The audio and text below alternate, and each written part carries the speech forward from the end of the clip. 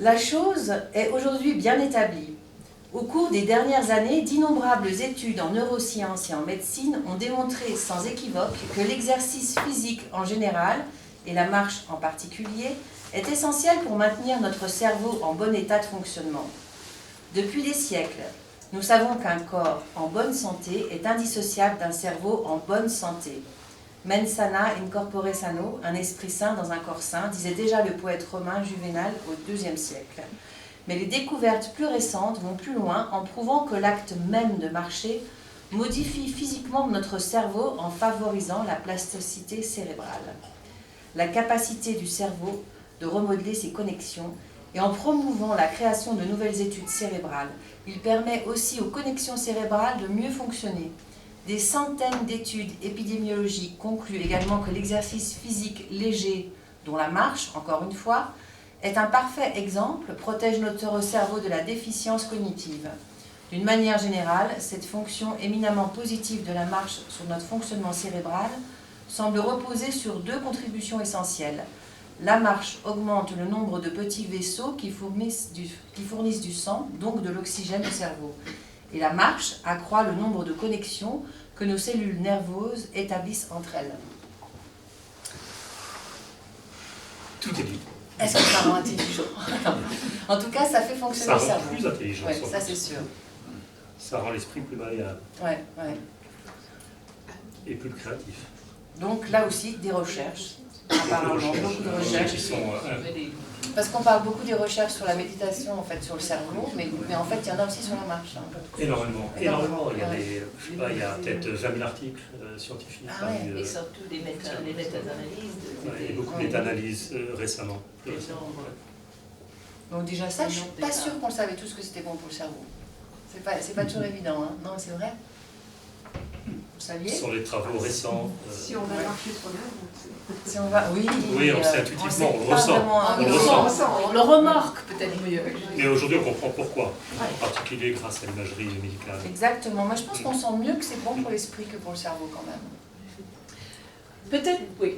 Et c'est pas la même chose. C'est pas la même chose. Faire la distinction entre... Oui, tout à fait, bien sûr. Oui, on l'a fait dans le bouquin. Oui, vous la faites, voilà. Donc c'est bon pour l'esprit aussi. Un matin, l'envie me prenant de faire une promenade, je mis le chapeau sur la tête et en courant quittais le cabinet de travail ou de fantasmagorie pour dévaler l'escalier et me précipiter dans la rue. Pour autant que je m'en souvienne, je me trouvais en débouchant dans la rue vaste et claire d'une humeur aventureuse et romantique qui m'emplit d'aise. Le monde matinal qui s'étalait devant moi me parut si beau que j'eus le sentiment de le voir pour la première fois. Tout ce que j'apercevais me donnait une agréable impression d'amabilité, de bonté et de jeunesse. J'oubliais bien vite qu'un moment auparavant, dans mon bureau, là-haut, je ruminais des pensées lugubres devant une feuille de papier vide.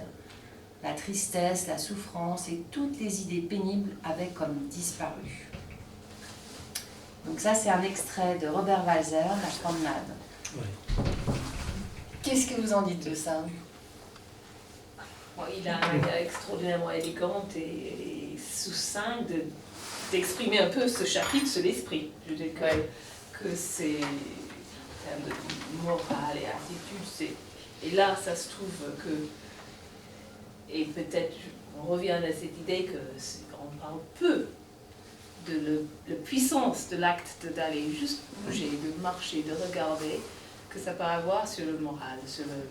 Et on vit dans une époque où une maladie répandue, et c'est vraiment la maladie de demain, c'est la dépression. Et le nombre de médicaments dépensés là-dessus, et les dégâts faits par ces médicaments. Il y en a évidemment qui marchent, je dis pas. Mais je trouve ce petit passage, ça nous dit tout sur ce que ça peut faire pour changer des idées. Combien de nous, nos grands-mères, disaient allez dehors pour changer des idées. Ça irait. Ça irait, oui. C'est exactement. Et c'est un petit texte merveilleux parce qu'il est écrit en 1931, je crois, ou 32, et donc il avait tout compris. Et on le rattache à justement des travaux universitaires. Aujourd'hui, il y a une clinique très très célèbre qui est en point dans le domaine médical aux États-Unis qui s'appelle le Mayo Clinic, qui a mis en place un programme. Pardon ? Je parle trop vite. Je parle trop vite ou... Non. Pardon, j'ai parlé un peu trop vite. Donc Mayo Clinic aux États-Unis, qui est la clinique sans doute la plus pointue dans le domaine de la recherche et du traitement médical, qui a mis en place un système de traitement de la dépression par la marche, qui donne d'excellents résultats. Donc ils sont très préliminaires mais exceptionnels. Et ils ont remplacé les traitements médicaux par la marche, avec d'excellents résultats dans les premières phases de la dépression. Il ne faut pas que ce soit une dépression aiguë. Et donc c'est extrêmement prometteur.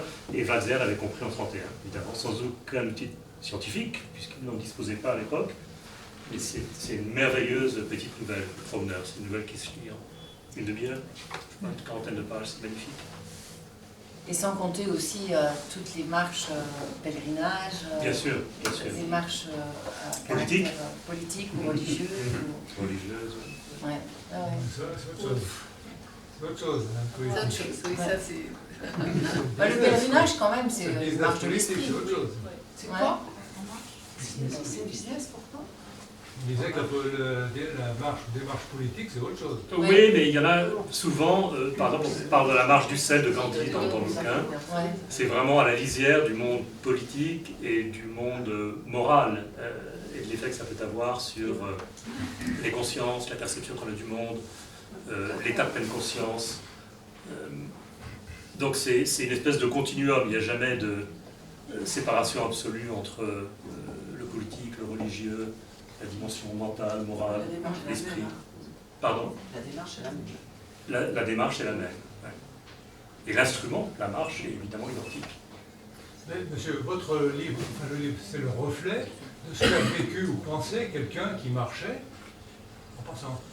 Là, les gens politiques, je ne suis pas sûr qu'ils fassent de la marche quand ils viennent au marché ou ailleurs pour faire marcher le cerveau. En revanche, je suis d'accord avec vous quand vous parlez de la pensée, mais c'est vrai que quand on marche ou quand on court, on a le cerveau qui est vachement libre et qui voit plein de choses. Absolument. Enfin, moi, je sais, quand je marche, quand je cours, je me dis, tiens, je devrais prendre un carnet, j'ai telle idée que je devrais noter. Exactement. Ils m'auront échappé dans un petit moment. Justement, donc on en vient, c'est bon pour la prise de décision de marcher. Alors, il est facile d'établir des comparaisons entre la marche et la prise de décision. Toutes deux démarrent dans un premier pas. Littéralement dans le cas de la marche et métaphoriquement pour la prise de décision. Ensuite, chacune génère son propre rythme. Un pas pour l'un après l'autre et de nouveau et encore. C'est évident lorsqu'on marche, mais sans doute un peu moins lorsqu'on prend une décision. Pourtant, nos meilleures décisions, ou celles qui revêtent une importance particulière, sont toujours prises après mûre considération, un pas cognitif après l'autre, jusqu'à ce que nous trouvions le bon rythme de pensée. La marche et la prise de décision consistent aussi à se frayer un chemin. Réfléchir à une décision particulière équivaut souvent à traverser un dédale mental, à progresser dans un paysage conceptuel ardu, qui nous achemine petit à petit à un endroit d'où on verra enfin avec clarté la solution ou la décision la plus appropriée.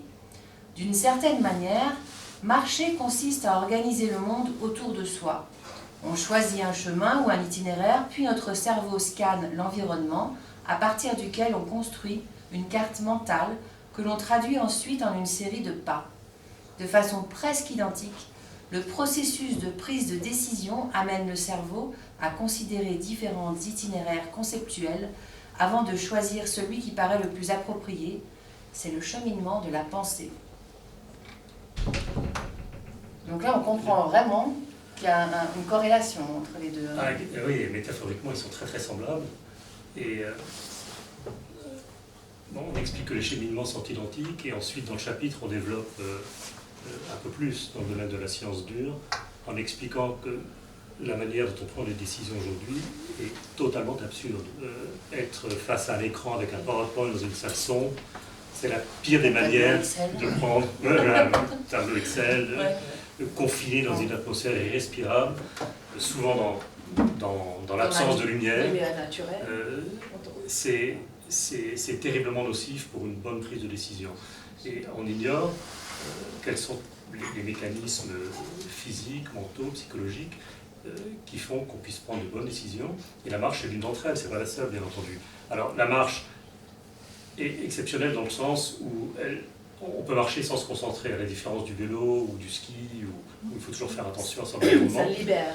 Là, comme vous le disiez à l'instant, on peut laisser son esprit vagabonder. Et le vagabondage, c'est la condition préalable à la bonne prise de décision, parce qu'elle nous rend plus imaginatifs. Et donc on peut envisager plein de scénarios autour d'un problème particulier. Voilà, donc on espère que c'est quelque chose qui va se développer, parce que plus on est à l'intérieur, dans l'espace confiné d'un bureau, moins on prend nos décisions, mais évidemment ce sont les habitudes qui sont inscrites dans des centaines et des centaines et des centaines d'années de normes sociales, c'est compliqué à changer, et de systèmes établis.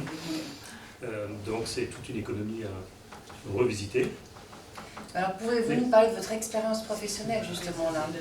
Alors on cite un exemple dans le bouquin qui n'est pas de la marche, qui est du ski, mais on peut partir par exemple de l'Aiguille du Midi. Ce qu'on a fait à plusieurs reprises, organiser un petit... Ça, c'est les comités de direction. Quand un board a une décision complexe à prendre, on dit plutôt que de vous réunir à l'hôtel des Bergues à Genève et payer 3 000 € pour une salle de réunion, retrouvons-nous sur l'Aiguille du Midi. Et si les gens ne sont pas capables de faire la Vallée Blanche, on peut le faire à Plan-Prat ou en marchant n'importe où. Mais donc on se réunit ensemble, on parcourt l'agenda, on pose les problèmes, on commence à dénoncer les solutions en haut de l'Aiguille du Midi, on descend, chacun réfléchit en skiant à sa mesure, on s'arrête à la salle à manger, on peut prendre 2 heures pour déjeuner, on refait un tour de table, il y a des modérateurs dont c'est le métier qui collectent les idées de chacun, qui posent les problèmes, qui reposent les problématiques qui ont été abordées au sommet en apportant un éclairage nouveau par exemple. Chacun peut avoir une tâche très particulière, une problématique précise à aborder pour la prochaine étape, qui est de la salle à manger au chalet des motets. On peut se réarrêter à nouveau pour 2 heures et parvenir à une décision. Et ensuite, énoncer la décision en arrivant, donc on a 4 étapes. C'est 2 heures chacune, ça fait une journée de travail, 8 heures, mais à l'extérieur, dans des conditions exceptionnelles. Et pour beaucoup de gens qui n'ont pas l'expérience de la montagne, une capacité d'émerveillement. Et la capacité d'émerveillement, on explique également dans le bouquin les fondements neuroscientifiques de l'émerveillement. L'émerveillement, c'est quelque chose qui favorise la prise de décision. Il y a même des cours qui sont enseignés à Harvard sur l'émerveillement et la prise de décision. Donc lorsque vous mettez des personnes qui n'ont pas nécessairement l'habitude de la montagne ou de la mer ou de la campagne, ou quelque chose de beau qui va les émerveiller, beau et un petit peu impressionnant. Et un petit peu impressionnant, absolument. La prise de décision est en général meilleure qu'elle ne serait dans un cas contraire. Et je ne veux pas rentrer trop dans les détails qu'on explique dans le bouquin, mais pour les investisseurs en particulier, le pire des pièges, c'est un biais cognitif qu'on appelle la surconfiance. Ou l'hubris en anglais, Amanda, tu connais ça très bien, tout le monde tombe là-dedans. Et quand on est sûr de soi, on est souvent mal placé pour prendre de bonnes décisions, parce qu'on ne considère pas les hypothèses préjudiciables au scénario qu'on pose. Bon, quand on descend la Vallée Blanche, évidemment, ce sont les biais cognitifs qui disparaissent, surtout pour les gens qui sont un petit peu impressionnés par l'environnement dans lequel ils évoluent. Donc être en montagne, ou être dans un environnement qui n'est pas naturel, et qui est une source d'émerveillement, c'est une source de meilleure décision. Avec beaucoup de processus neuroscientifiques qu'on explique de manière un peu plus détaillée dans le bouquin, avec y compris des images aujourd'hui prises par les microscopes électroniques spectaculaires. Quand on voit nos synapses, les terminaisons nerveuses de nos neurones, quand on est à l'extérieur et qu'on prend des photos grossies au 10 millionième, on les voit fleurir comme des algues à marée haute. Elles montent vers la surface et on voit que ça bouge, ça va dans tous les sens, elles se connectent. Et quand on est dans une atmosphère confinée et qu'on prend la même photo de nos synapses, c'est une algue à marée basse, au soleil, flétrie. C'est très très spectaculaire, on le voit visuellement. Donc pour la créativité aussi alors? Bien sûr, bien sûr. La prise de décision, c'est aussi de la création. Évidemment, ça c'est le chapitre sur les poètes, les philosophes, les romanciers. Est-ce que vous avez des questions quand même? J'entends. Moi j'ai juste une chose, quel est le rôle du silence? Parce que pour moi, Je marche beaucoup et je sais que pour moi, il est indispensable de marcher en silence. Je ne supporte pas de marcher avec quelqu'un qui va me poser des questions sur ma vie quotidienne, etc. Et c'est là que ça se passe, dans le silence. Absolument. Alors on a un chapitre là-dessus, sur l'accélération du temps. Bon, c'est pas vraiment le silence, mais on est soumis à un déluge d'informations et d'interruptions digitales de notre existence. Le téléphone qui sonne, machin, le bip de nos emails. Et tu as absolument raison. Une bonne décision est prise en silence. Et la meilleure manière de travailler, c'est justement comme on l'explique pour la Vallée Blanche, c'est de descendre en silence et de réfléchir en silence soi-même. Ça laisse le place. On peut pas La dialogue avec soi-même. Ça me paraît pas possible de toute façon, donc c'est que quand on s'arrête. Oui. Ouais. Mais le silence, c'est très important. Très très important. Pas pour tout le monde, mais pour la majorité des gens. Mais j'ai entendu parler de ces hommes d'affaires aussi qui vont marcher ensemble. Vous parliez aussi d'une fois de Obama aussi qui est habitué à ces marches. Qu'est-ce que c'est que ces marches exactement? Alors, on a un chapitre. Alors, ce qui est amusant, parce qu'on en parle beaucoup en ce moment, dans le Silicon Valley, donc parmi les sociétés tech, il y a une folie qui s'est emparée de toutes les grandes boîtes comme Facebook, Google, Amazon, etc. C'est les walking meetings. Et on cite énormément d'exemples de grands patrons comme Steve Jobs, comme Mark Zuckerberg, comme Bezos, comme Tim Cook, d'Apple, qui à chaque fois qu'ils ont une décision importante à prendre, partent marcher. Et, en particulier le nouveau siège de Apple à Cupertino a été conçu de manière à ce que les gens aient l'impression, quand ils sont dans l'ellipse, qui a coûté plusieurs milliards de dollars, d'être en montagne. Donc il y a une immense forêt qui a été plantée au centre de l'ellipse, où les gens se réunissent pour des réunions, pour des réunions en marchant, walking meetings. Et c'est également une pratique que Obama, lorsqu'il était président de l'Institut à la Vallée Blanche, à la Maison Blanche, où il emmenait très fréquemment ses collaborateurs ou des dignitaires étrangers dans les jardins de la Maison Blanche pour travailler en marchant. Donc c'est amusant de réaliser que plus le monde devient digital, plus l'appétence pour la marche, qui est par essence une activité physique, s'accroît. Et en particulier parmi les gens les plus concernés, comme ceux de la Silicon Valley. Par exemple, Mark Zuckerberg, à chaque fois qu'il a une décision de recrutement à prendre pour un collaborateur senior, les emmène marcher. Et la réunion se passe en marchant. Et il explique que, bon, il y a plein de raisons pour le faire, mais qu'une des raisons les plus importantes, à ses yeux, c'est le fait que lorsqu'on marche, on n'est pas soumis au regard de l'autre. Donc il emmène... En termes de hiérarchie, c'est exactement. La personne est forcément plus à l'aise. Pas face à face. Steve Jobs aussi. Dans la biographie de Steve Jobs, on ne parle que de ça. Il était, absolument, il ne faisait que ça. Et Steve Jobs marchait 5 heures par jour. Il y a même une vitesse. Il y a un article que je lisais à propos de la vitesse de marche. Pas trop vite, pas droit. Je crois que c'est 17 km/h. 17 km. C'est beaucoup. 7, c'est déjà trop sévère.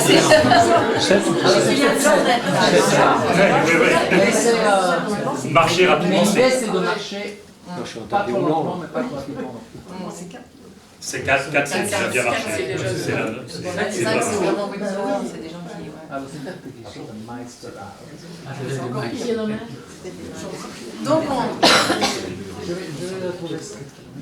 Donc on l'a compris, c'est bon pour le corps, bon pour le cerveau, bon pour l'esprit, bon pour la prise de décision, et c'est aussi bon pour s'ajuster à l'accélération du monde. Prendre son temps en marchant. Il existe un mot pour cela, flâner, sans véritable équivalent dans la plupart des langues étrangères. En anglais, les mots strolling ou drifting traduisent flâner, mais avec une connotation négative, celle d'une perte de temps ou d'une sensation d'errance. En français, en revanche, le mot flâner a une signification précise et une connotation positive, largement inspirée par Charles Baudelaire.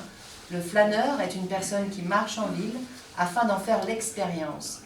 Par extension, un flâneur pour marcher partout, parcourant les rues ou les chemins, en ville, à la campagne, en montagne ou en mer, débarrassé de tout sentiment d'urgence, par conséquent en pleine maîtrise du temps. Il y a dans la flâneuse ou le flâneur une espèce de volupté, nichée dans le désir de prendre autant de temps qu'il est nécessaire, ayant cette capacité de savourer le moment présent. Flâner, c'est vagabonder de manière occasionnelle, avec comme ultime objectif l'espoir de transmuer le transitoire en sentiment d'éternité.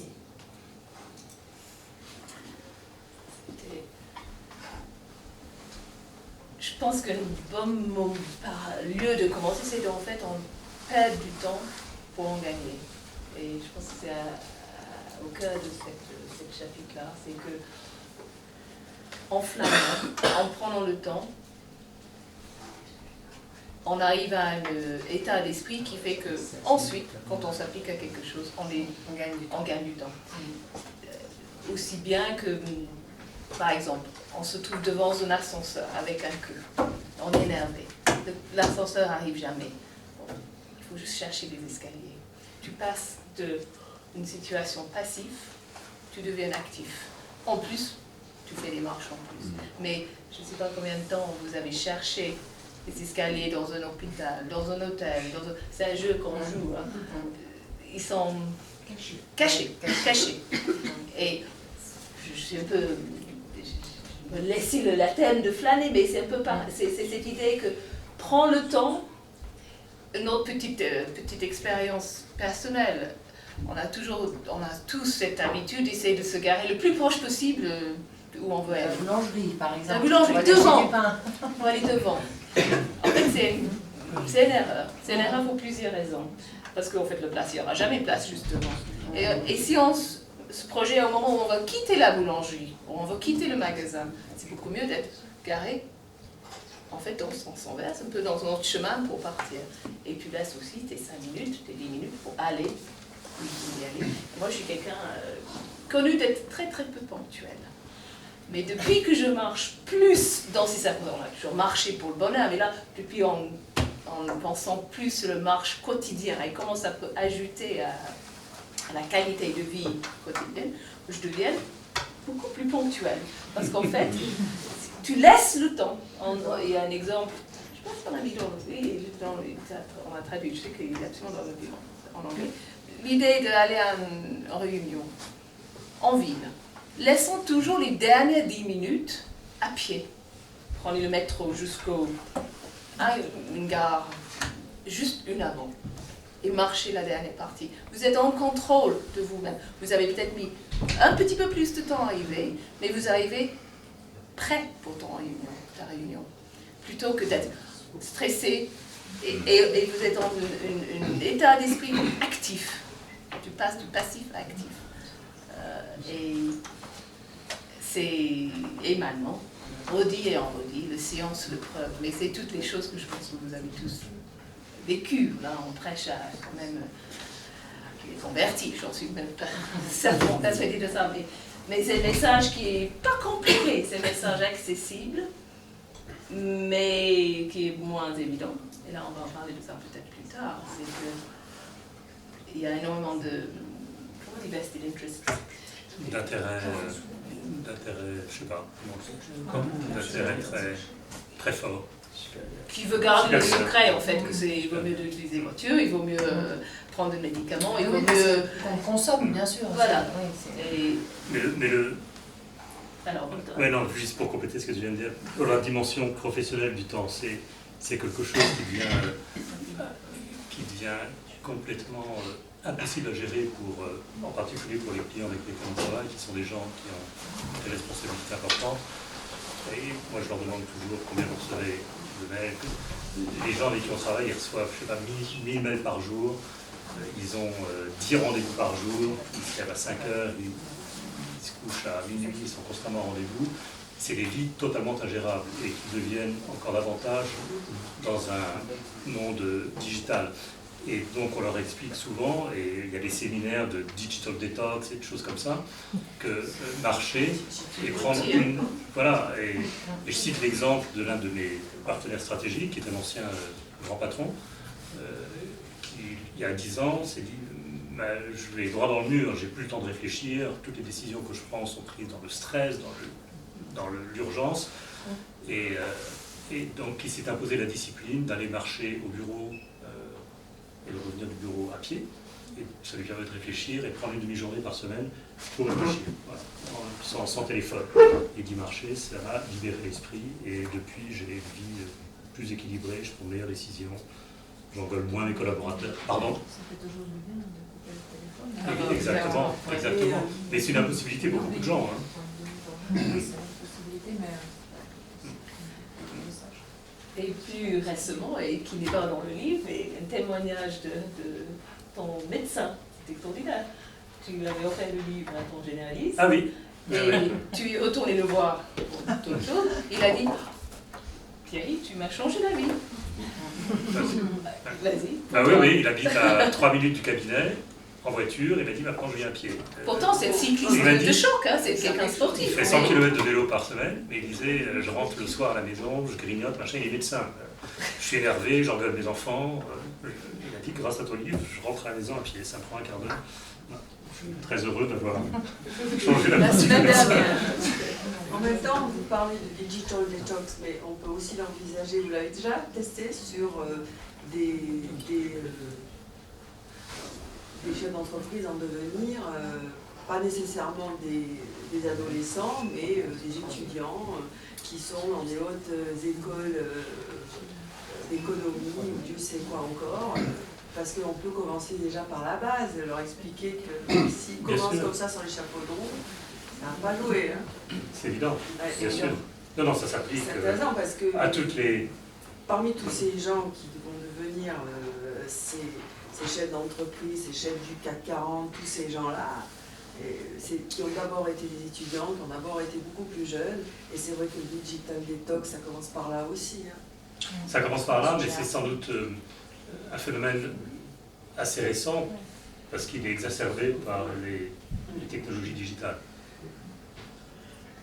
Mais sans parler des grands chefs d'entreprise, il y a aussi des gens très stressés qui ont des petits boulots et qui peuvent aussi se mettre à marcher juste parce que, pour se détendre, parce que le stress touche tout le monde. C'est évident. Donc, bien sûr. et c'est vrai que d'inciter les gens à aller au travail à pied ou alors effectivement à descendre à une station de métro avant pour ceux qui habitent ailleurs. Oui, Déjà juste ça, c'est déjà à la Absolument. portée de n'importe qui, effectivement. Bien parce sûr. que c'est mignon. Et c'est un temps entre parenthèses où il ne se passe rien. Exact. Justement, voilà, on flâne. On flâne, mais Même s'il y a un on but flâne, précis, mais, mais on nous contrôle. Oui, oui, on sait où on va. C'est mignon quand on pense qu'on est... Oui. Oui, quand on subit toujours. Il y a On aussi, subit toujours. il y a aussi tous ceux qui marchent en écoutant la radio. Aussi. Oui, ben ça passe à côté du moment de silence. Oui, ça Oui, c'est mais les c'est choix jamais marché. nationaux. Ça, c'est les choix nationaux. C'est vrai que c'est- On décroche pas là. Ouais, c'est vrai. Non, ça irrigue le cerveau quand même, donc un effet physiologique. Oui, voilà. Absolument, c'est- de toute façon. Les neurones, c'est quand même bon. Exactement. Même si on C'est bien parce qu'en fait, la mort des labos, Ouais, mais... Non, puis aussi dans cette idée de s'ajuster à l'accélération du monde. En fait, faut écouter ce L'idée livre. aussi de s'ajuster à l'accélération du monde, c'est vrai que c'est intéressant parce que dans un monde où on peut en une journée se retrouver à l'autre bout du monde en prenant l'avion ou en bougeant tout le temps, en prenant le TGV, enfin, on est toujours en mouvement. Et je sais pas, il y a un proverbe, il me semble que c'est un proverbe indien qui dit pour les gens qui prennent l'avion, quand ils disent mon âme est encore restée sur place parce qu'elle met plus de temps à voyager. En fait, comme on bouge, voilà, comme mon corps. Alors que là on est quand on marche, tout marche en même temps, enfin, tout fonctionne en même temps. synchronisé, normalement. On est Exactement. synchronisé, voilà. Ouais. Donc, et on se remet, effectivement, le temps, c'est le même pour tout le monde, mais là, on se remet à un temps normal, quoi, un temps humain. On n'est pas dans... On retrouve notre rythme naturel. Oui, voilà, exactement. Voilà. Et beaucoup trop de nous, on l'avons oublié, en fait. On perdu. Ouais. On perdu. Ouais, parce que quand on fait des allers-retours à Paris dans la journée, enfin bon, on est... Mais ça s'apprend petit, ça, je trouve. Ça s'apprend petit, je pense. Et qu'on fouille. L'effort, marcher, l'effort, aller. On ne va pas chercher les enfants à l'école avec une voiture, on marche. Oui, vous avez raison, bien sûr. Oui, Bien sûr. aller à l'école. Oui, et c'est le lien entre l'effort et le sens de satisfaction. Il arrive beaucoup. Ça s'apprend très, très Ça donne tôt. des liens avec les enfants, c'est Ouais, ouais. colossal. Colossal. Ouais, Et pas compliqué d'accès. Exactement, et c'est pas cher. Ouais. C'est les chaussures. Pas les chaussures. Il faut les bonnes chaussures. Bon, des fois, effectivement, Les chaussures ce sont qui peut confortables. freiner les gens, souvent, c'est le temps, la météo. la Voilà, pluie. il neige, il pleut. C'est ce qu'on dit. Voilà. Alors, Alors que c'est bon- c'est le grand, plus grand risque. En fait, c'est ça. Hein, Et même, ça fait du bien de marcher. Ça lave. Alors, on continue. Il y a encore une autre raison. C'est bon pour l'égalité. Alors, quand on marche, on ne manifeste pas son appartenance de classe. On ne revendique pas une position sociale particulière et on n'emploie pas de biens positionnels comme une voiture ou de grosses cylindrées pour signaler notre statut. Il y a des exceptions bien entendu, comme porter une paire de chaussures très chères, mais il s'agit précisément de cela, des exceptions et d'une portée tout à fait mineure. La réalité, c'est que l'acte de marcher, en particulier si c'est un passe-temps ou une activité sportive entreprise à la campagne ou à la montagne, est l'activité de loisir la moins inégale qui soit. Non seulement elle est accessible à tous, mais elle favorise l'éclosion de ce que les sociologues appellent les liens faibles. La possibilité de tisser des liens avec des gens différents qu'on ne rencontrerait pas autrement. En termes simples, la marche contribue à faire reculer nos barrières sociales. Elle nous fait nous sentir plus libres et un peu plus égaux. Aussi longtemps que le plaisir partagé de la marche dure, il nous permet de transcender nos individualismes et de faire l'expérience d'un moment de générosité et de confiance, même avec des inconnus et des personnes avec lesquelles on ne ressent pas une affinité particulière. Marcher a un réel pouvoir de démocratisation. C'est l'une des très rares activités où tout le monde se sent égal et bienvenu. Ça, c'est vrai. Hein. C'est vrai. Bon, ça paraît un petit peu tiré par les cheveux de dire la marche est bonne pour l'égalité. Mais bon, d'abord, cet texte il est extrêmement cher parce que ça fait des années que je travaille sur les inégalités. Et en 2006, j'étais au World Economic Forum, je dirigeais un groupe de travail sur les conséquences des inégalités. On disait que ça va générer dans quelques années un backlash populiste, il y aura des populistes élus dans les pays les plus inégalitaires, aux États-Unis, en Grande-Bretagne, etc. Ça, on est en plein dedans. Donc l'inégalité, c'est sans doute le risque global numéro 1 aujourd'hui, avec peut-être le changement climatique, dans un registre différent. Et c'est un problème absolument considérable pour les politiques. Et donc, n'importe quelle activité qui génère un petit peu d'inégalité ou qui réduit les inégalités est une activité qui est génératrice de bien-être économique et social pour les sociétés qui les engendrent. Et c'est le cas de la marche. Voilà. C'est le seul sport qui peut être pratiqué sans dépenser un centime, sauf les chaussures évidemment. Mais à la différence du golf, du polo, c'est une activité profondément égalitaire. Et dans le monde d'aujourd'hui, témoigner qu'on s'engage dans des activités égalitaires, là, c'est quelque chose d'absolument fondamental parce que ça peut recréer du lien social. En parlant de lien social, juste à notre petit niveau, quand on marche en montagne, tout le monde se dit bonjour. Exactement, exactement. Et il y a une véritable fraternité des marcheurs, des grimpeurs. Et j'ai lu un article l'autre jour. À quelle altitude on commence à dire bonjour? Et alors, tu l'as L'automne n'avait pas de réponse. Mais cela dit, c'est vrai que quand on marche dans un endroit où on connaît beaucoup de gens, bon, on se dit bonjour, bon, par exemple ici dans la vallée, mais si on se croise en voiture, on ne se voit pas. On se voit pas. Mais même en vélo, on ne se voit pas. Enfin, donc c'est vrai que ça recrée le lien social aussi. Et je pense qu'on pourrait le transférer dans la rue normale. Pourquoi pas dire bonjour au moins avec les yeux. Absolument. Ça se dit. Bah oui, joli village. Dans les villages, mais on se connaît. Plus que Est-ce que vous avez des questions? Ou des remarques. Ou des remarques, oui. Je sais pas. Non, mais ça vous parle, donc ça renforce l'égalité. Et on continue maintenant, alors là ça va être votre domaine, c'est bon pour l'économie. Ah, alors là, on sait tous qu'est-ce qui va se passer. Au premier abord, l'assertion selon laquelle marché est bon pour l'économie n'est pas évidente. Elle peut même paraître un peu incongrue, pourtant ce n'est pas le cas. Certains économistes de renommée mondiale, comme Richard Layard, l'un des fondateurs de l'économie du bien-être, Happiness Economics, la considèrent même comme vitale. La marche est bénéfique pour l'économie de deux manières principales.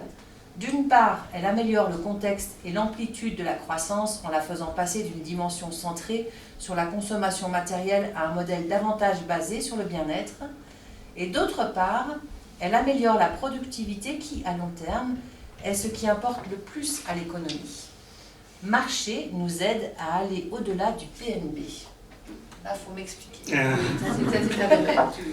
Alors ça pourrait être l'objet d'un nouveau bouquin, parce que c'est une problématique assez complexe, mais extrêmement intéressante. Aujourd'hui, tout le monde s'interroge sur la façon de réinventer l'économie dans un sens qui génère davantage de ce qu'on appelle social welfare, en anglais, du bien-être social. On se rend compte que la manière de mesurer l'économie par le produit national brut est profondément erronée, parce qu'on peut avoir des économies à très forte croissance et extraordinairement dysfonctionnelles. L'exemple le plus patent aujourd'hui sont les États-Unis. Une croissance plus élevée qu'ailleurs, mais une société qui implose et avec un niveau de polarisé, enfin une société extraordinairement dysfonctionnelle. Et donc il faut trouver des moyens de générer de la croissance de qualité. Parce que quand on mesure le PNB, on peut mettre dans le PNB toutes sortes d'activités qui sont génératrices de mal-être. Si vous mettez 150 grosses voitures polluantes au diesel faire le tour du rond-point, vous allez de Chamonix, ça va générer du PNB, puisqu'ils vont consommer de l'essence. Les gens les ont achetés. Ils les ont achetés, polluer, ça génère du PNB, par définition. Ça crée la valeur telle qu'elle est mesurée. Donc aujourd'hui, on s'interroge beaucoup. Sarkozy avait lancé une commission qui s'appelait la commission Stiglitz, qui est la première à l'échelon national à s'être interrogée sur qu'est-ce qui permettrait de remplacer le PNB, tel qu'il est mesuré aujourd'hui. Le PNB, c'est une consommation strictement matérielle, et qui ne prend pas en compte les éléments de bien-être sociétal. Comme au Bhoutan, voilà, le bonheur national au Bhoutan, le bonheur national brut. Et il y a aujourd'hui, il y a énormément d'efforts entrepris, surtout dans les pays européens d'ailleurs, qui sont les seuls pays à conjuguer un niveau de croissance relativement élevé, un niveau de bien-être social également très élevé. Les pays européens sont les pays les plus heureux au monde, surtout les pays nordiques, les pays scandinaves. Et donc, n'importe quelle activité génératrice d'une croissance de qualité est bonne pour l'économie et pour la société qui l'engendre. Donc, évidemment, marché, ça ne va pas générer des points et des points et des points de PNB, mais en revanche, il y a toute l'économie qui s'articule autour de la marche. Le Outdoors Industry qu'on mesure, c'est 17 milliards de dollars par an aux États-Unis, l'équipement Patagonia, les guides, les refuges. Donc, la marche s'inscrit dans ce mouvement qui vise à permettre aux États de générer une croissance qui soit une croissance plus qualitative et qui soit génératrice de bien-être. Ce qui n'est pas le cas du PNB tel qu'il est mesuré aujourd'hui. Voilà. Donc c'est un petit peu l'argument qui est développé. En plus sûr, on peut poursuivre l'argument en expliquant que c'est bon pour la santé, donc ça va permettre d'améliorer la position fiscale des États, qui aujourd'hui sont complètement étranglés par les dépenses de santé. Donc si on marche davantage, on est en meilleure santé, on coûte beaucoup moins cher aux contribuables, ça paraît beaucoup moins labo pharmaceutique, c'est évident. Voilà, donc c'est bon pour l'économie. Le marché, c'est très bon pour l'économie, pour tout un tas de raisons. Une conversation avec quelqu'un il y a quelques semaines. Malheureusement, après que le livre soit publié, parce que sinon, on l'aurait mis. Ça s'agit des îles en Grèce. Et une association qui essaie de réouvrir des chemins, c'était des chemins liés, les chemins des bergers, mais encourager un tourisme de marche pour ramener des gens dans les villages ruraux grecs qui sont Et je me dis, c'est extraordinaire, je sais ce que tu me racontes, parce que c'est exactement ça, c'est comment la marche peut contribuer d'une manière à l'économie locale, sans l'impact d'une manière négative, mais et là, vraiment, c'était fondé sur, lui c'est un marcheur, c'est un économiste, et il aime la Grèce, et il a du temps. Et il régénère une économie locale. Voilà, il régénère, mais directement par l'activité de la marche. Donc recréer les sentiers. Recréer les sentiers et surtout dans les villages, encourager les gens petites chambres d'hôtes pour amener un peu de commerce dans ces petits villages qui ont besoin. Puis en plus, ça va allonger l'activité économique puisqu'il y aura des gens qui viendront plus l'automne, printemps, Exactement. l'été. Exactement. Oui. Non, c'est sûr, c'est important. Donc, vous avez peut-être des questions là, non? Profitez-en, oui, parce que vous avez un spécialiste. On peut même pousser le paradoxe encore plus loin. Non seulement il n'y a pas de corrélation directe entre le PNB et le bien-être national brut ou le bien-être, mais pire, aux États-Unis, l'espérance de vie diminue depuis quelques années régulièrement, alors que c'est un des pays qui dépense le plus pour la santé. Exactement. Et on peut aller encore plus loin, pour aller dans votre sens de l'égalité. La Scandinavie est aussi l'ensemble des pays de plus grande égalité. Et ce sont aussi les pays où l'espérance de vie est la plus élevée. Absolument. Une autre réflexion, je termine. Malheureusement, j'ai laissé passer le moment du cerveau. Les pathologies d'avenir, c'est effectivement les dépressions, etc. Il y a une très importante, c'est l'Alzheimer. Ouais. Alors là, c'est une question. Est-ce que vous avez fait des études, est-ce qu'il existe des études induisant une corrélation positive entre l'activité marche et la genèse, pas forcément l'apparition, mais la genèse de l'Alzheimer? On a chapitre dessus des milliers d'études. Ah bon? La corrélation est exceptionnellement élevée, c'est 0,98, mais en revanche la causation n'est pas encore démontrée.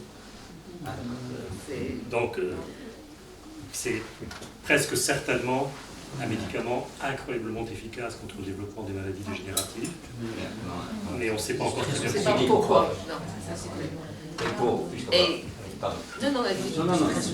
Non, mais il y a évidemment beaucoup de cas qui prouvent l'inverse, mais quand même, la corrélation existe.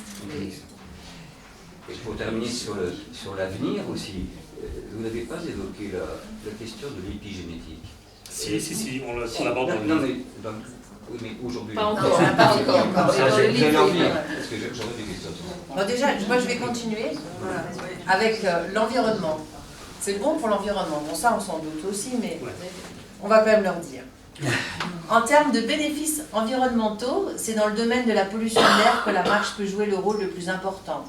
Selon l'OMS, 90% de la population mondiale respire un air tellement vicié qu'il excède ses propres limites de sécurité. C'est énorme, 90%, c'est monumental. En fait, on ne le dit pas assez. Oui, on ne le dit pas assez, en fait. Mais pas que Chamonix. Non, mais bon, toutes les grandes villes, toutes les grandes métropoles au monde, aussi dans les pays riches, dans les pays pauvres. Donc 90% de la population mondiale respire un air tellement vicié qu'il excède ses propres limites de sécurité, causant chaque année le décès prématuré de 6,5 millions de personnes. C'est une catastrophe qui a acquis de telles proportions un peu partout dans le monde que l'OMS qualifie désormais la pollution de l'air comme une situation d'urgence sanitaire. Une étude récente publiée par la Banque mondiale démontre que la pollution extérieure et intérieure impose un coût terrible à l'économie globale. Pour 2013, les chiffres vont de 5,1 trillions de dollars de pertes cumulées en termes de bien-être social à 225 milliards de dollars de pertes de revenus de travail. Le risque est global et croissant, mais avec d'énormes disparités. Dans les mégapoles et les grandes villes en général, les voitures et autres moyens de transport constituent presque toujours la principale source de pollution de l'air en produisant des quantités importantes d'oxyde d'azote, de monoxyde de carbone et de matières particulières. Et ça fait plaisir parce que, non, mais on dit toujours que c'est pas la faute des voitures, alors que, bien évidemment que c'est la faute des voitures, c'est une cause principale. En ville, et les petits trajets. Et surtout, c'est ces petits trajets qui se prête merveilleusement Bien sûr, bien des à petits faire trajets. à pied.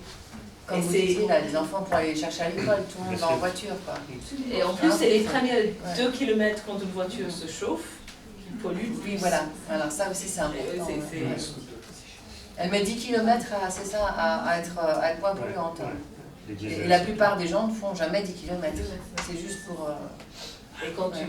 et les statistiques sur le temps perdu en cherchant les places. Ouais, oui, je tourne en rond. Donc quand on relit ça, même si on le sait, il faut quand même le relire pour se dire, ouais, comme dirait,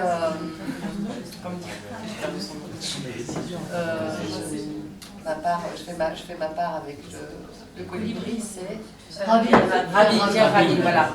En allant marcher, aussi j'apporte La contribution. ma petite contribution, minuscule, mais c'est important, quoi. Même si... Et ce qu'on soulève un petit peu plus tard dans ce chapitre, c'est que avant 2020, presque 70% de la population du monde va vivre dans les villes, dans les méga-villes. Et si ces villes vont être vivables, il faut qu'ils soient marchables, walkable. Sinon, c'est pas vivable. Et cet énorme pourcentage de notre population va vivre dans des lieux très malsains. Alors en fait, il y a un énorme travail de politique, d'urbanisme, pour rendre ces villes, parce que ceux qui ont la veine de vivre à la campagne, c'est pas le même problème, mais ça va être pas, la majorité du monde, c'est les villes où ils vont habiter. Et ça commence, on voit ça dans nos capitaux européennes, mais aux États-Unis, personne ne marche. Et surtout, et c'est pas que personne ne marche, mais rien n'est fait pour... Il n'y a pas d'infrastructure. Oui, il faudrait déjà réduire leurs assiettes, c'est l'air idiot ce que je dis. Il faut déjà Les réduire assiettes. Parce qu'ils sont tous comme ça, et quand on est comme ça, je suis désolée, on a du mal à marcher. Aux États-Unis, les distances sont longues et quand on marche tout seul, on est suspect et la police s'arrête. Absolument, absolument. C'est regardé comme quelque chose de suspect. Est-ce que la marche est bénéfique aussi en ville, si polluée? Oui. Oui, quand même. Il n'y a pas de grande... Bah, évidemment. En Inde, je me balade sur les Coq-Jardines, dans les grandes villes. Non, vous avez c'est ce que je fais. soulevé ce problème, Il parce y a que quand c'est même vrai des que... limites. J'ai un ami qui est montagnard Oui. à Téhéran, qui est super pollué. Et son médecin vient dire un jour, tu fumes. Il ne fumait pas du tout. Et c'était la Il a dû pollution. arrêter de courir, parce que courir à Téhéran, Je pense que courir en c'est pire ville, que pas courir du tout. Donc il y a quand même une limite. Mais les villes sont très polluées. Courir après 15 ans, oui. C'est pas... Non, faut pas. D'ailleurs, il ne faut pas marcher, il ne faut pas courir après pas marcher. Il faut courir à un champ. Non. Mais bon, c'est des cas extrêmes. D'où viennent le besoin critique de changer de ville. Bientôt la fin. On continue parce que c'est pas fini. Hein. Et c'est si bon On peut la finir marche. quand vous voulez. Non, on peut finir quand vous voulez, mais on continue quand même parce que c'est dommage, parce que là, ça devient aussi intéressant. C'est si bon la marche que ce sera rendu obligatoire. Alors là, on s'étonne. En 2014, à l'occasion du Global Wellness Summit à New Delhi, j'avais prononcé le discours d'ouverture et lancé en plaisantant à moitié l'idée que le bien-être allait être rendu obligatoire. Les 500 participants présents, pour la plupart des grands investisseurs dans l'industrie du bien-être et de nombreuses sommités médicales, avaient réagi avec étonnement, à l'exception du Dalai Lama, pour qui l'idée semblait aller de soi. C'était évidemment une provocation, mais qu'il ne fallait plus prendre à la légère. Dans un futur plus proche qu'on l'imagine, cela signifie que la marche, l'une des manières les plus simples et les plus économiques d'être bien, pourrait devenir une obligation imposée à chacun d'entre nous par nos employeurs, nos sociétés d'assurance et même nos gouvernements. Si cela devient le cas, on n'aura pas d'autre choix que de s'habituer à marcher. Préparons-nous donc, car l'idée fait déjà son chemin. Expliquez-nous. Alors ça, c'est une conviction forte que j'ai depuis quelques années et qui se renforce au fur et à mesure que le temps passe. Ça va être rendu obligatoire, c'est déjà obligatoire dans certains cas très très particuliers que je peux aborder, en Chine en particulier. Et la logique est évidente. D'une part, tous les pays au monde sont surendettés, en quasi-totalité, beaucoup plus qu'ils ne l'étaient en 2007, lorsque la grande crise financière s'est déclenchée. Donc aujourd'hui, un niveau d'endettement supérieur à celui d'il y a 10 ans. Et ensuite, les positions fiscales de pratiquement tous les pays au monde sont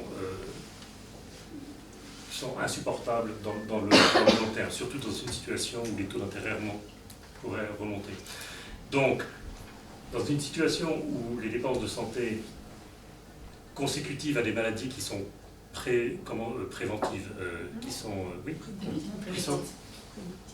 qu'on peut empêcher, il y a des maladies qui sont évitables, merci, évitables. Et on cite beaucoup d'exemples. Le coût de l'obésité, par exemple, aux États-Unis, c'est 39 milliards de dollars par an. C'est lorsqu'on rajoute les coûts associés en termes d'absentéisme, présentéisme et présent au travail sans véritablement travailler, c'est pratiquement 3% du PNB américain qui est perdu chaque année en raison des problèmes d'obésité. Et il y a énormément de diabète, enfin il y a énormément de maladies évitables par une bonne hygiène de vie. Donc, tous les gouvernements au monde recherchent une solution qui leur permette de rendre les gens moins malades, pour toutes les catégories de maladies évitables, dans l'obésité la manifestation la plus évidente. Et par conséquent, on va s'acheminer vers une situation où la marge sera d'abord très fortement encouragée. Elle est déjà aux États-Unis, où dans la plupart des cas, les assurances sont privées aux États-Unis, comme vous le savez, et les primes d'assurance en termes de santé et de maladie sont désormais corrélées avec les démonstrations que vous faites en termes d'effort physique. Donc, plus vous marchez, vous pouvez aujourd'hui porter ce qu'on appelle les wearables, un téléphone ou un bracelet électronique, qui va transmettre les données à votre compagnie d'assurance, et en fonction des kilomètres que vous parcourez chaque jour, la police d'assurance diminuera ou augmentera en fonction des efforts que vous réalisez. C'est un peu comme les prisonniers. Alors c'est un monde assez sélectif, c'est une dystopie. Et ensuite, l'exemple dans le bouquin, pour expliquer qu'aujourd'hui on ne le réalise pas encore parce qu'on a peu conscience des progrès stratosphériques réalisés dans le domaine de l'intelligence artificielle, qui progressent de manière exponentielle. Et donc, dans quelques années, si ce n'est déjà le cas, on saura absolument tout de la manière dont on se comporte en termes de nos modes de vie, de nos activités physiques, de nos habitudes, etc. Et par conséquent, ce sera extrêmement simple pour les États, pour des sociétés d'assurance, pour des compagnies de tech, de vérifier notre activité physique et notre volonté d'améliorer notre état physique. Et dans le bouquin, on cite un exemple qui paraît terrifiant, mais qui est réel, d'une université chinoise qui a décidé d'implanter dans le bras des étudiants une puce électronique, donc elle est inamovible, elle est implantée dans votre bras, elle mesure chaque jour, les pas parcourus par les étudiants. Si vous faites moins de 10 000 pas par jour, vous n'êtes pas autorisé à vous présenter aux examens. Non, tu es obligé de prendre un cours de EPS.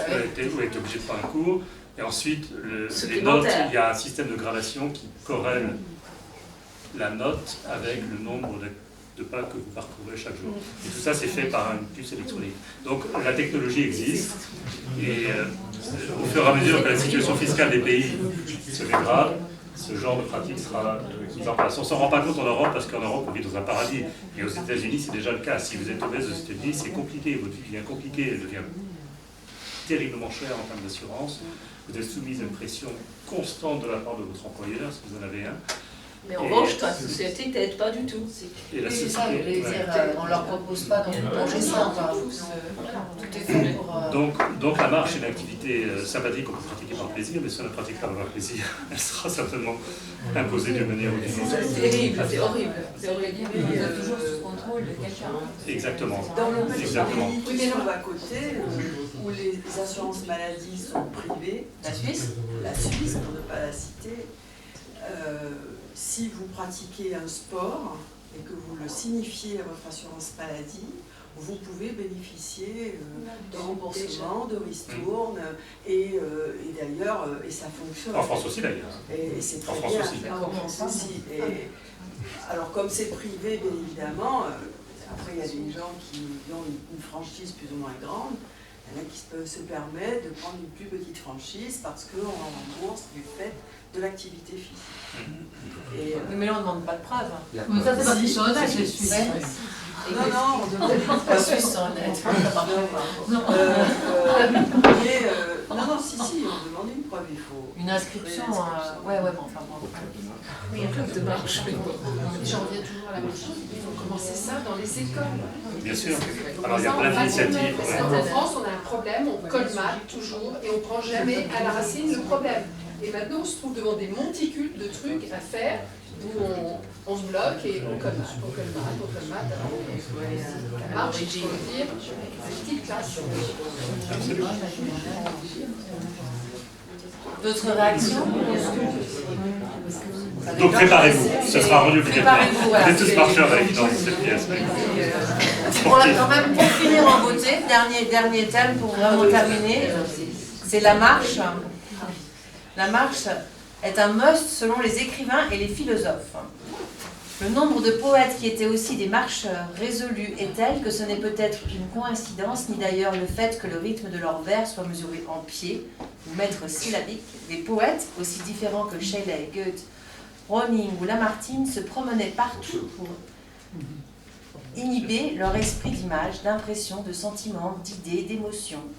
D'autres, comme Wordsworth, Baudelaire ou Whitman, devaient marcher afin d'être créatifs. Pour eux, comme pour Nietzsche ou Dickens, la marche était une nécessité absolue et le principal instrument de leur composition. À l'instar des romantiques, Wordsworth aimait marcher dans la nature, composant la plupart de ses poèmes en se frayant un chemin parmi les prés, la lande ou les montagnes, sans jamais se soucier du temps. Il marcha presque chaque jour de sa vie. Il était connu pour cela et quand un voyageur demanda un jour à sa servante de lui montrer le bureau du poète, elle répondit en désignant une pièce remplie de livres, « Voici sa librairie, mais son bureau est dehors. » Voilà. Ça, c'est pour terminer en beauté. Vous l'avez piqué ma citation. Non, en marche. Désolée.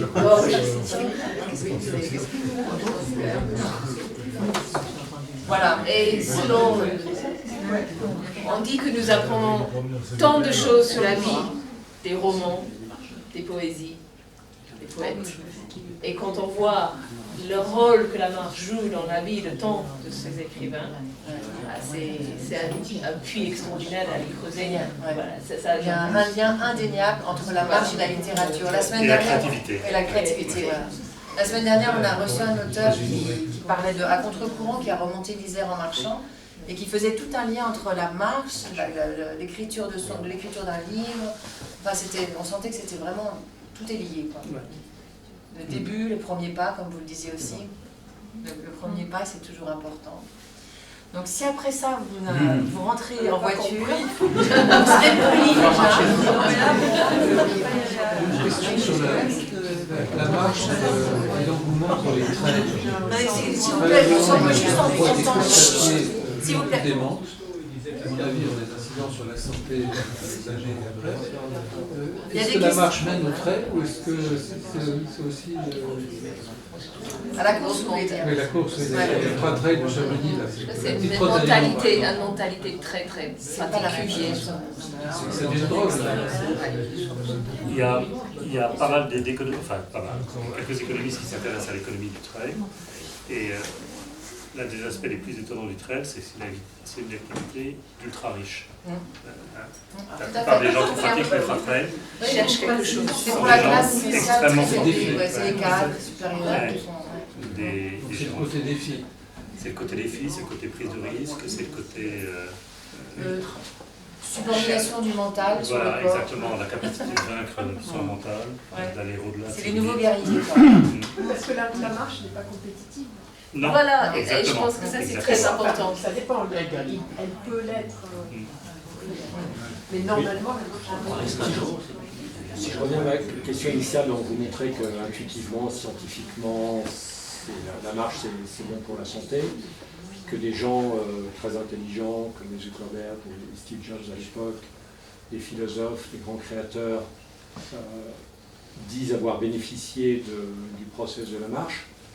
Mais est-ce qu'il existe, c'est pas une colle, hein, c'est juste une question, est-ce qu'il existe des études ou des comparaisons qui auraient montré que, voilà, en marchant, j'ai pris cette décision-là, si je n'avais pas marché, j'aurais pris celle-là, et celle que j'ai prise parce que j'ai marché est meilleure. Alors vous êtes un petit peu dans ce métier d'aider des gens, des board members de grandes sociétés à prendre des décisions. Et est-ce que ça se mesure? Est-ce que c'est mesurable même en théorie ou pas du tout? Alors il y a des travaux qu'on sait mesurer effectivement le phénomène, on les cite tous. D'accord. Enfin, oui, je les connais tous. Oui, j'imagine. Je ne les cite pas tous. Oui. Alors c'est extrêmement difficile à mesurer parce qu'il n'y a pas de possibilité d'être contrefactuel. Quand vous prenez une bonne décision en marchant, vous pouvez vous dire quelle aurait été ma décision si je n'avais pas marché. Donc d'un point de vue méthodologique, c'est impossible de mesurer.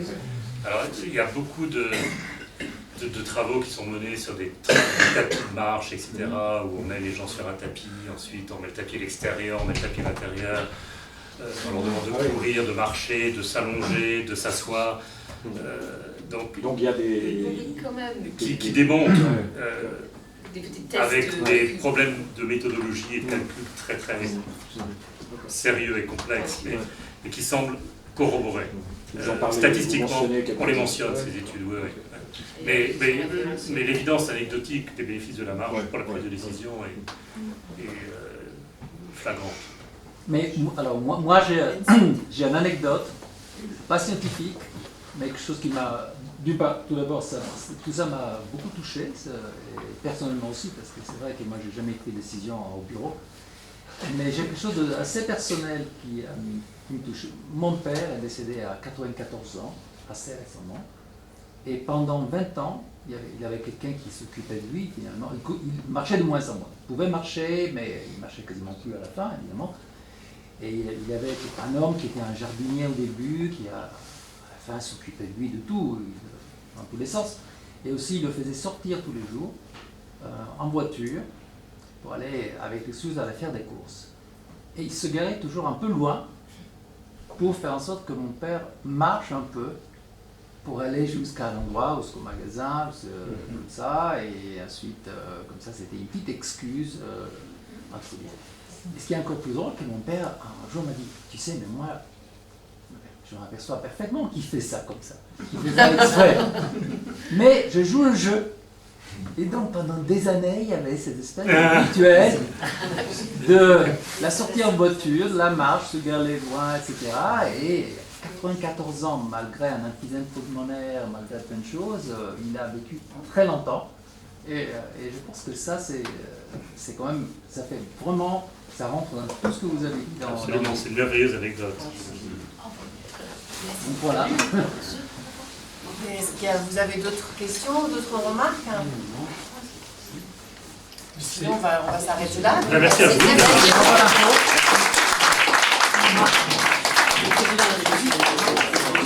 Pardon. En fait, avec grand plaisir. Oui.